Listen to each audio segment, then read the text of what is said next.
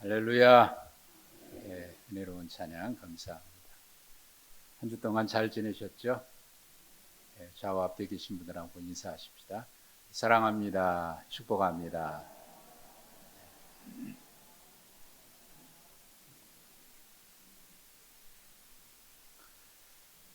성지 답사 순례를 마치고 돌아와서 한 주간이 지났습니다만은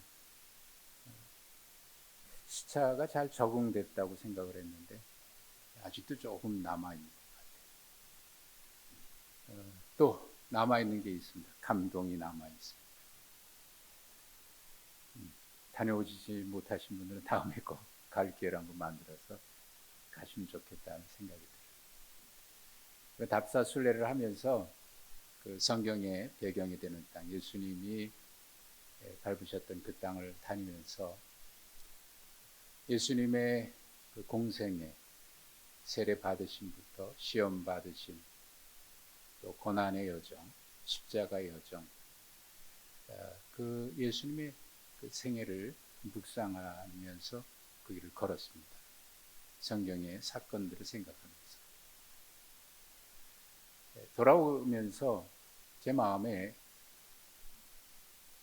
사순절, 때마침 사순절이 시작이 돼서 이 기간 동안 예수님의 그 사역을 좀 묵상한 대로 함께 나눴으면 좋겠다. 그동안 사무엘상 말씀을 보았는데 멈추고 그 예수님의 사역을 좀 같이 나눴으면 좋겠다. 그런 생각이 들었습니다.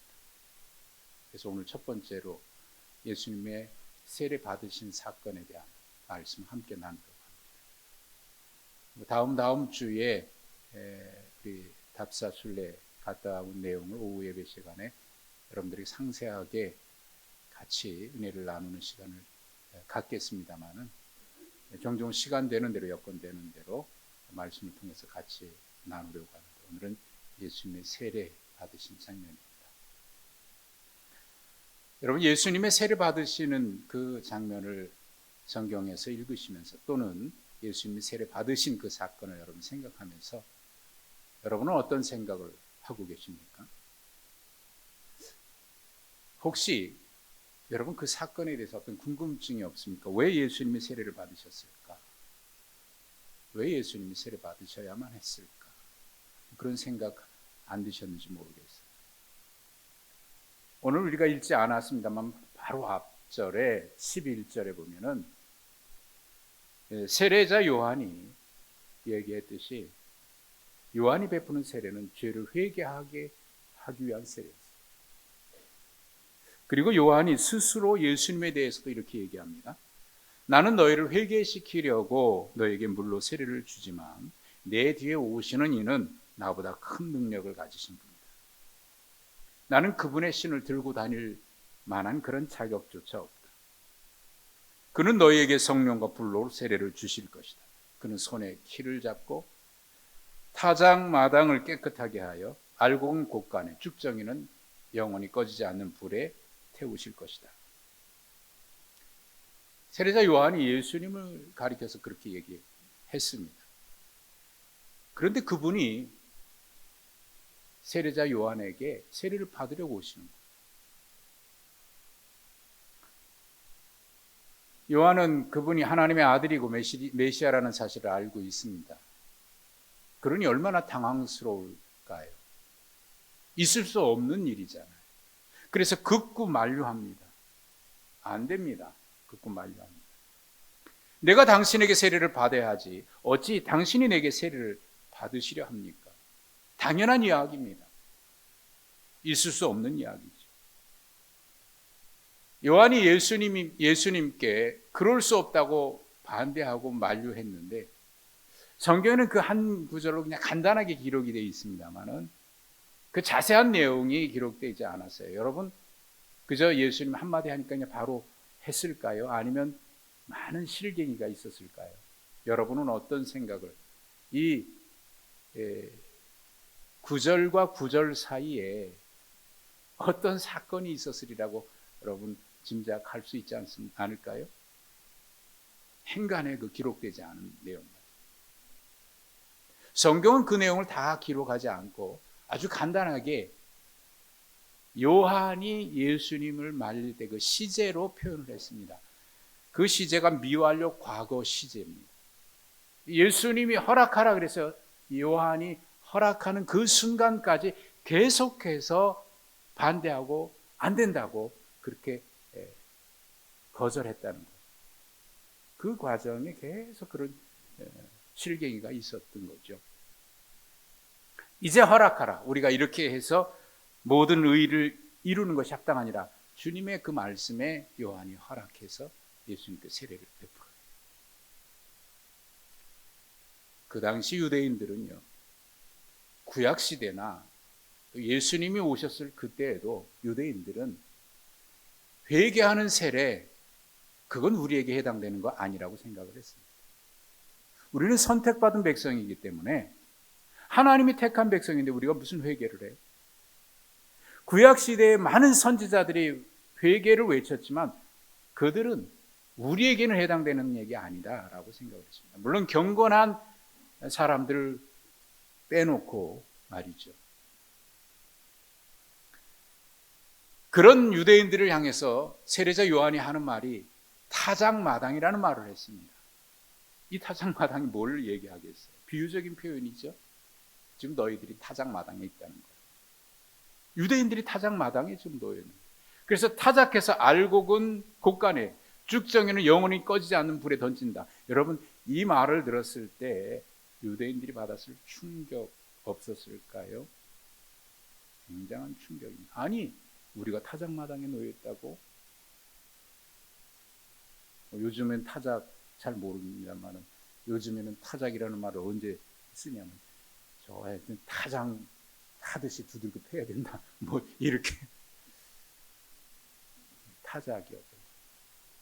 유대인들이 지금 타작마당에 놓였고 두들겨서 알곡과 쭉정이를 구분해서 알곡은 곳간에 쭉정이는 영원히 꺼지지 않는 불에 던진다.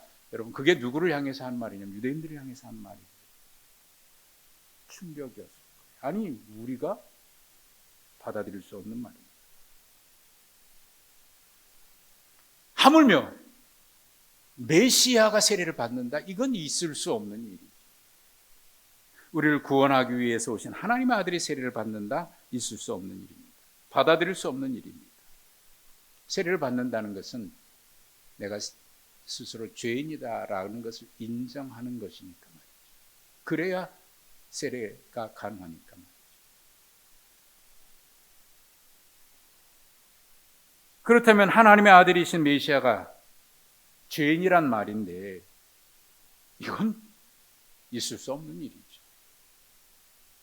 히브리서 4장 15절은 이렇게 말씀합니다. 우리에게 있는 대제사장은 우리의 연약함을 동정하지 못하실 리가 아니요 모든 일에 우리와 똑같이 시험을 받으셨지만 죄는 없다. 인간을 구원하기 위해 이 땅에 오신 하나님이신데, 그런데 하나님의 아들이신 예수님께서 왜 인간인 요한에게 세례를 받으셔야 했을까? 왜 받으려고 하실까? 죄 없으신 하나님의 아들인 그분이 왜 세례를 받으셔야 할까? 예수님의 그 요한이 허락하게 될 때 예수님이 하신 말씀을 우리 좀 되새겨 볼 필요가 있습니다. 이제 허락하라. 우리가 이와 같이 하여 모든 의를 이루는 것이 합당하다. 세례 요한의 말처럼 그가 예수님께 세례를 받아야 할 죄인입니다. 그가 아무리 인기가 높고 하나님의 일을 위해서 보냄을 받았어도 그도 죄인인 인간에 불과합니다. 그러니 예수님이 그에게 세례를 받는 것은 있을 수 없는 말이고 도리어 요한이 예수님께 세례를 받아야 하죠. 그게 합당한 말이죠. 그게 합당한 일입니다. 그런데 예수님이 세례를 그에게 받으신다. 예수님은 요한의 말을 인정하셨습니다. 죄인이 회개하기 위해서 세례를 받아야 한다는 너의 말이 맞다. 네가 하는 말이 틀리지 않고 맞다. 그러나 이제는 네가 나에게 세례를 베풀어. 이제는 하라. 이어서 주님 말씀하십니다. 이와 같이 하여 하나님의 모든 의를 이루는 것이 합당하다. 요한이 예수님께 세례를 주는 것이 모든 의를 이루는 것이라는 말입니다. 또 예수님이 요한에게 세례를 받는 것이 모든 의를 이루는다는 말입니다. 예수님이 요한에게 세례받고 요한도 예수님께 세례를 줌으로써 하나님의 뜻을 이루는 것이 예수님과 요한이 마땅히 해야 될 하나님의 일, 하나님의 의라는 말입니다. 요한은 메시아기를 예비하도록 하기 위해서 하나님이 보내신 선지자가 맞습니다. 그 일을 위해서 광야에서 회개의 메시지를 선포했고 회개의 세례를 베풀었습니다. 요한 스스로 말했듯이 자기는 메시아의 신을 들고 다닐 자격조차 없는 그런 사람입니다. 그럼에도 불구하고 하나님이 그 일을 위해서 보내셨어요. 그의 사역은 메시아가 오면 끝나는 거예요. 그가 할 일은 거기까지입니다. 메시아의 길을 예비하는 그 일. 그래서 사람들에게 회개하도록 회개 메시지와 세례를 베푸는 일, 거기까지가 그가 하는 일이 맞아요. 그는 그걸 알고 있습니다. 그러나 예수님께 세례를 주는 것, 그것까지는 아니라고 생각을 했던 것이 맞아요. 그는 그렇게 생각했습니다. 아, 맞아. 내가 메시아의 길을 예비하고 사람들에게 세례를 베풀어서 회개하도록 하는 것, 그건 맞아. 그러나 예수님께 세례를 주는 것, 그것까지는 아니야. 그가 생각했던 겁니다. 그러나 주님은 말씀합니다. 거기까지다. 그것까지 해라. 그것까지 해라. 이번 답사 순례를 하면서 많은 것을 깨달았고 또 많은 감동도 있었습니다. 그 중에 특별히 모세가 약속의 땅을 바라보면서 들어가지 못했던 그 느보산에 올라갔을 때 참 감동이 있었어요. 많은 생각을 했습니다. 신명기 34장 1절부터 4절에 보면은 그 장면을 이렇게 기록하고 있습니다.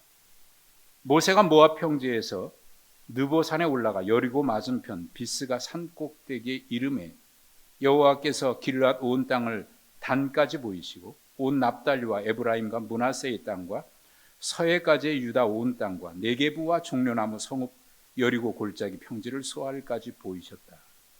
그리고 이렇게 말씀하십니다. 내가 내 눈으로 보게 하였거니와 너는 그리로 건너가지 못하리라. 이런 성경을 통해서 모세가 마지막 하나님의 부름을 받는 그 장면, 죽는 장면이죠. 그때 비스가 산 꼭대기에서 약속의 땅을 바라보았다고 우리는 성경을 통해서 알고 있습니다. 근데 실제로 그 산에 올라가 보니까요, 정말 모든 게 한눈에 다 보이더라고요. 모든 게 한눈에 다. 이런 마음이 들었어요. 하나님도 너무하시지. 아니, 부르실 것 같으면 보여주지 않고 불렀으면 모를까.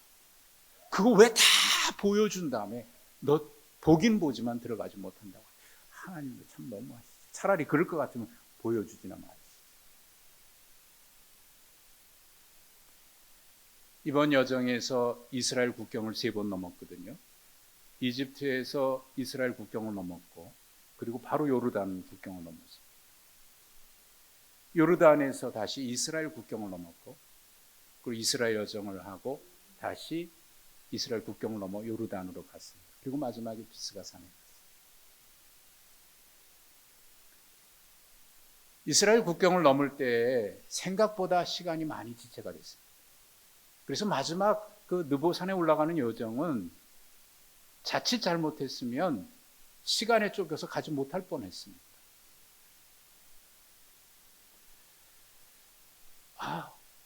왜 이렇게 시간 지체되는 여정을 갔을까? 그런데 그렇게 잡은 이유를 그 산에 올라가서 보고 그래서 그랬구나 알게 됐어요.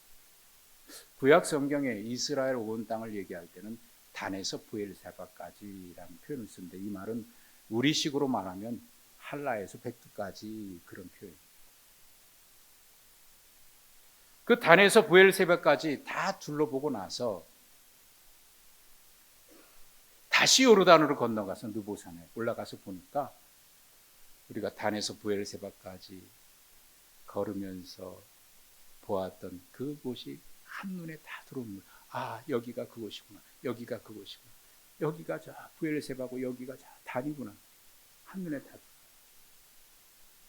만약에 그 전에 갔으면 여기가 어디입니다. 여기가 어디입니다. 그리고 거기 지도가 다 있는데 그거 보고 여기가 이쪽 방향이 어디고 이렇게 봐도 눈에 들어오지 않았을 거예요. 근데 다 밟고 나서 거기 가서 보니까 그게 한눈에 다 들어와요. 그래, 우리가 이곳 같은지 정말 보이더라고요. 아, 그래서 우리가 마지막 이곳에 온 게 맞구나.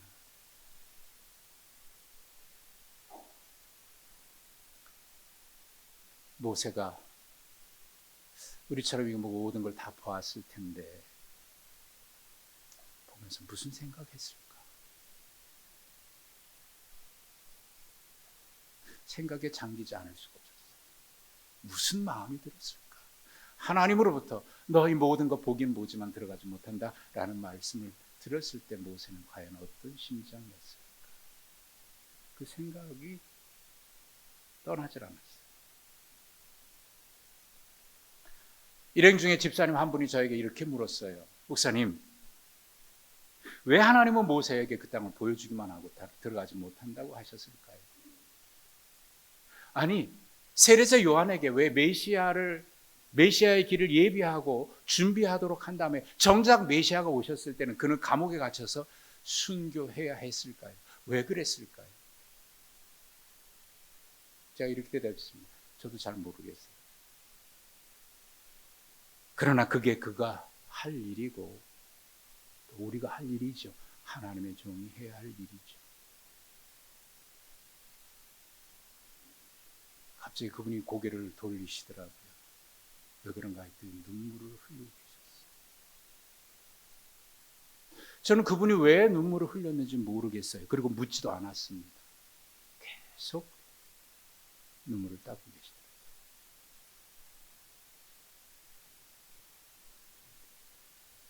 오늘 우리와 교회에 주시는 하나님의 말씀이 여기 있습니다. 요한도 예수님도 하나님의 뜻을 이루기 위해 오셨습니다. 그리고 우리 모두는 하나님의 일을 위해서, 하나님의 뜻을 위해서 이 자리에 부름받았고 그래서 이 자리에 서 있습니다. 나의 일, 누구의 일이 아니라 하나님의 일, 그 일을 위해서 부름받은 것입니다. 우리가 자격이 있어서 능력이 있어서가 아니고 할 수 없는 일이지만 그러나 그 일을 하라고 세례자 요한에게 말씀했던 것처럼 이제 이루라.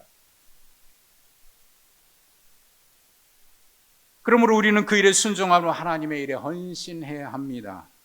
그때가 언제인지 주님이 우리를 언제 부르실지 누구도 알 수 없고 우리 자신도 알 수 없습니다. 그러나 지금 우리는 그 일에 헌신해요. 주님 부르실 때가 언제인지 알 수 없으나 그때까지 최선을 다하고 또 최선을 다하고 부족하지만 부족한 줄 알지만 그래도 최선을 다하고 이제 되었다. 이제 여기까지다. 주님이 부르시면 기꺼이 예 주님 알겠습니다. 여러분 이게 우리의 인생 아닙니까? 내 욕망이나 내 욕심을 채우기 위해서가 아니라 만약에 그렇다고 하면 주님이 부르시는 그 순간에 아니요 아직도 제가 이룰 게 많고요 아직도 제가 채우지 못한 게 있어요 아직도 저거 잡아야 합니다. 그리고 주님 부르실 때 우리는 그 부르심 앞에 채워지지 않는 욕심과 욕망 때문에 세상에 놓고 가야 될 게 너무 아쉬워서 아닙니다. 하나님의 부르심 앞에 순종하지 못하지 않겠어요? 이와 같이 해라. 그래서 모든 의를 이루는 것이 합당하다. 예수님이 세례 받으신 그 예수님의 세례는 겟세마네 동산으로 이어지고요. 또 골고다 언덕 십자가 지고 가는 그 길로 이어져요. 겟세마네 동산에서 주님이 이렇게 기도하십니다. 아버지여 나의 뜻대로 마시옵고 아버지의 뜻대로 하옵소서. 피땀 흘리며 기도하시고 십자가 지시고 골고다 언덕으로 올라가신 그 모습으로 예수님의 세례는 이어집니다. 물론 그 사이에 많은 사역을 하셨어요. 그러나 그리로 이어집니다. 따라서 우리는 예수님의 세례 받으신 그 장면에서 주님의 십자가를 보게 됩니다. 왜냐하면 예수님은 자신의 죄로 인해서 세례를 받으신 것이 아니라 온 인류의 죄, 아니 저와 여러분의 모든 죄를 짊어지고 죽기까지 복종하신 대속의 세례이고 대속의 죽음이기 때문에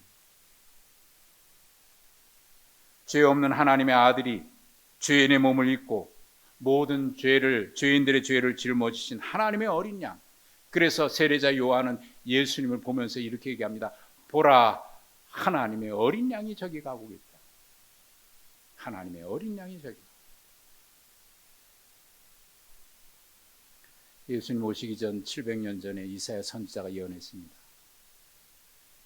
그가 찔림은 우리의 허물 때문이고 그가 상함은 우리의 죄악 때문이다. 여호와께서 우리 모두의 죄악을 그에게 담당시키셨다. 그 일, 이와 같이 하여 우리가 모든 의를 이루는 것이 합당하다.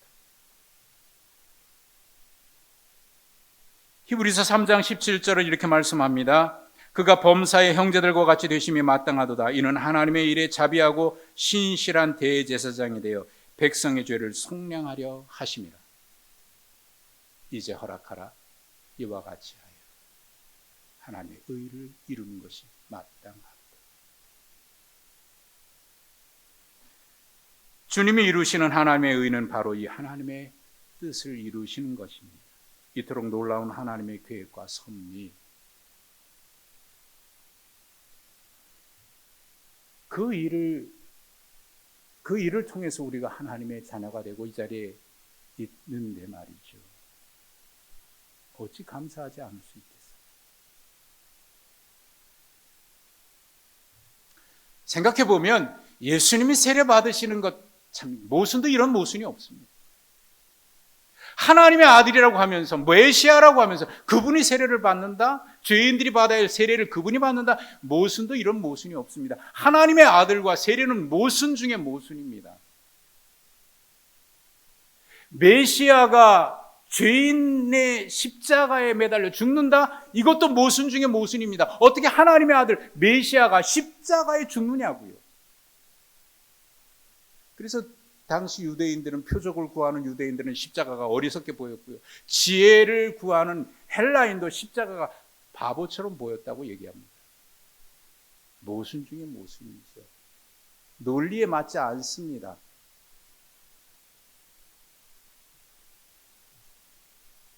그런데 여러분, 그 이해할 수 없고 받아들일 수 없는 그 일이 바로 우리를 위한 복음이라는 사실이기에 진짜 복음입니다.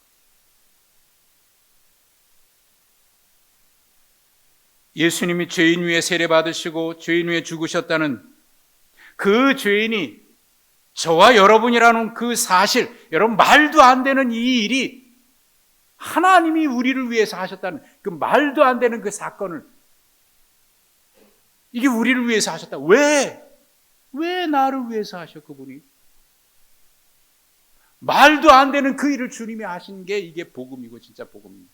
생각해 보면 여러분, 내가 누구를 사랑한다, 누가 나를 사랑한다, 그거 설명할 수 있습니까? 논리로 이해가 됩니까? 뭐 사랑은 이런 감정이다 설명해도요, 여러분, 아 그래 맞아 그런 거다, 이게 논리로 이해가 되고 받아들여지느냐 말이죠. 우리는 또 이런 생각을 하는 것 같아요. 하나님은 사랑이시니까, 하나님은 사랑이시라며, 그러니까 우리가 무슨 죄를 지어도 다 용서해 주셔야 되는 거 아니야? 그렇게 말해요. 여러분, 그거는 논리에 맞아요? 그 말은 이해되는 말입니까?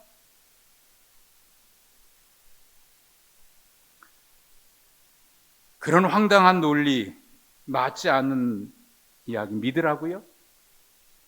이런 일이 어디 있느냐고요? 그렇습니다. 하나님의 사랑은 이해가 되지 않는 사랑이에요. 아무리 설명해도 이해가 되질 않아요. 그렇다고 무턱대고 믿으라는 게 아닙니다. 어느 날 믿어지고 그 다음부터는 그 믿어진 사실을 성경을 통해서, 사건을 통해서 그 현상을 밟는 것도 그 내가 믿어진 그 사건을 다시 한번 확인하기 위해서. 그때는 이해되지 않는 것이 믿어졌는데, 그때는 그것이 믿어졌는데, 아, 그렇구나. 죽을 때까지 하나님 나라 가서도 이해되지 않는 사건, 아, 그래서 그렇구나. 여러분, 이게 하나님의 행하신 일이라고요. 이해되지 않는 게 당연합니다. 그 사랑을 우리가 어찌 이해하겠느냐고요. 부모님의 사랑도 내가 다 이해하지 못하고, 우리가 누구를 사랑하는 감정도 다 이해가 안 되는데, 논리적으로 설명이 안 되는데, 설명되고 이해돼서 그걸 믿는다 그러면 그거는 놀라운 것도 아니죠. 당연한 거죠. 왜? 이해됐으니까. 논리적으로 맞으니까. 그런데 세상에는 그렇게 이해되지 않고, 설명해도 이해가 되지 않고, 논리적으로 맞지 않는 일이 얼마나 많이 있습니까? 그 하나님의 사랑은 그 사랑이기 때문에 우리가 감사할 수밖에 없고, 무조건적인 하나님의 사랑이라고 하지 않을 수 없는 거예요. 하나님이 왜 나를 사랑하셨는지 이해도 안 되고 말도 안 되는 일이지만, 그런데 사랑하셨다는 거고, 그러니 그 사랑에 감격해서 내가 무엇을 주님 앞에 내놓을 것도 없고, 갚을 수도 있다고 생각할 수 없잖아요. 그래서 한 성도는 찬송가 가사 이렇게 고백했습니다. 나 십자가 대할 때 그 사랑 너무너무 고마워. 그저 눈물만 흘릴 뿐입니다. 눈물만 흘릴 뿐이죠.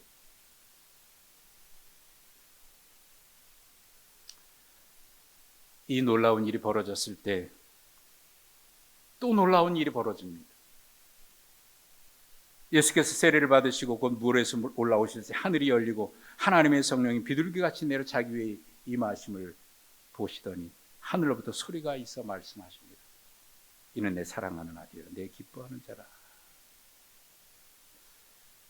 마태는 이 사건을 기록하면서요, 자기 자신도 이 사건을 다시 기록하면서 놀랐던 것 같아요. 그래서 이 사건을 기록하면서 이렇게 얘기해요. 그런데 보라.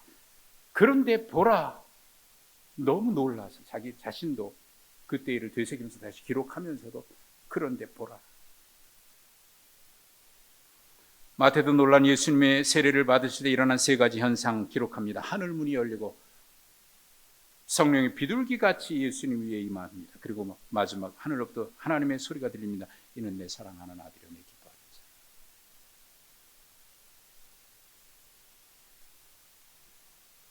이 하늘 문이 열리고 하나님의 음성이 들리는 이 사건은 또다시 나타납니다. 예수님 십자가에서. 마태복음 27장 51절과 54절에 예수님이 십자가 달리실 때 일어난 일을 기록하고 있는데, 이에 성소 휘장이 위에서부터 아래까지 찢어져 둘이 되고 땅이 진동하여 바위가 터지고 백부장과 함께 있던 예수를 지키던 사람들이 그 일어난 일을 보고 두려움 가운데 얘기합니다. 이는 진실로 하나님의 아들이었다. 진실로 하나님의 아들.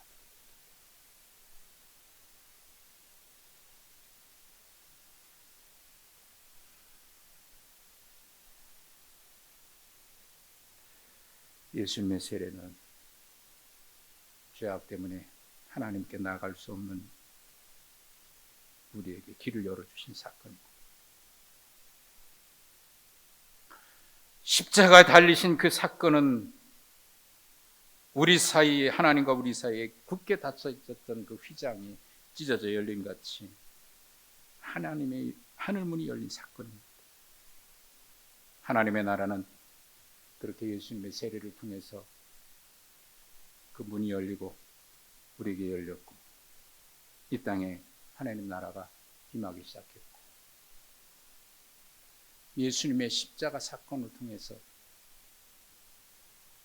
하나님과 우리 사이 열렸고 주님의 재림으로 완성되는, 그러므로 우리는 지금 그리스도 안에서 하나님 나라를 살고 있는 거예요. 예수님이 세례 받으실 때 일어난 세 가지 놀라운 현상은 바로 그리스도 안에서 하나님 나라를 살고 있는 우리에게 하나님이 주시는 언약이고 약속이고 매일 이루어지는 축복입니다.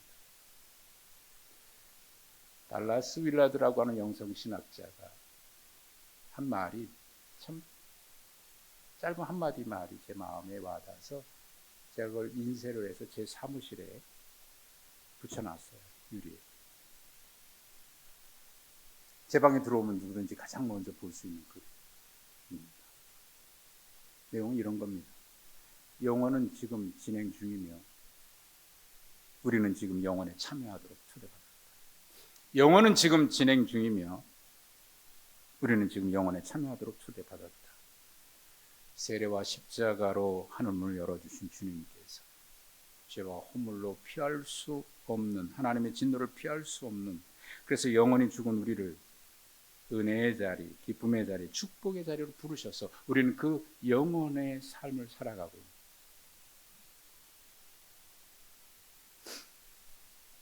하나님의 뜻을 이루는 그 일에 하나님의 자녀로, 하나님 기뻐하시는 자로 우리를 부르신 겁니다. 그리고 그 놀라운 말도 안 되는 하나님의 사랑의 믿음으로 응답하며 내가 어찌 살까, 어떻게 살까 눈물 흘리며 응답하며 살아가는 우리들에게 매일 순간순간 그리스도 안에서 하늘이 열리고 하나님의 음성이 들려오는 것처럼 오늘 들려옵니다.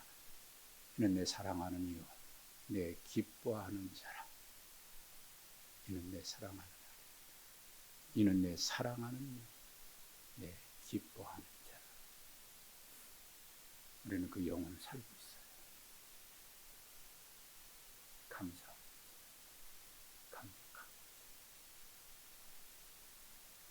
주님 앞에 가는 그날까지 그렇게 기쁨과 감사로 눈물로 주님의 부르심 앞에 응답하면서 최선을 다하고 부족한 줄 알지만, 자격 없는 줄 알지만 이루라 감사로 응답하면서 주님이 이제 됐다 그러실 때 예 주님 감사합니다 기쁨으로 부르심 앞에 응답하는 영혼의 삶. 여러분 우리 모두 이 사순절과 그리고 주님 앞에서 믿음 생활하는 우리의 삶이 날마다 그런 감격과 기쁨과 감사로 이어지는 복된 삶이기를 주님의 이름으로 축복합니다. 주님 감사합니다. 우리가 어찌 하나님의 의를 이룰 수 있겠습니까? 자격 없고 능력도 없고 부족한 것뿐입니다. 왜 나를 위해서 주님 십자가에 죽으셨고 죄인들을 위해 세례 받으셨습니까? 그게 나 때문이라고요? 이해되지 않는 일인, 왜? 우리에게는 그런 일이 없기 때문에 이해되지 않지만 하나님은 우리를 위해서 그렇게 하셨습니다. 그 사랑 앞에 그저 감사하고 감사할 뿐입니다. 눈물로 믿음으로 응답하며 주님 알겠습니다. 주님 일을 위해, 주님의 의를 위해 시행하겠습니다. 우리 날마다 그 부르심 앞에 감사와 감격으로 응답하며 주님 앞에 서는 그날까지 이 믿음으로 견디고 행하게 하옵소서. 예수님의 이름으로 기도하옵나이다. 아멘.